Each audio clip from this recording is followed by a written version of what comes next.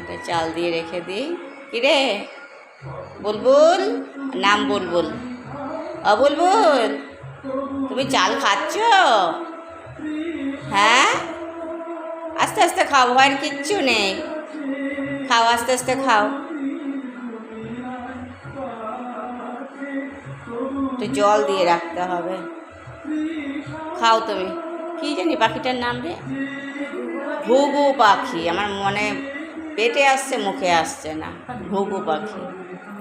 আমি বুলবুল পাখি তো দেখাই যায় না। ওই আর একটা ওই ছাদে রয়েছে, ওদের ওই ছাদের এখানটা দেখা যাচ্ছে, জোড়া আসে, পায়রের মতন দেখতে। ঠিক আছে, তুমি খাও।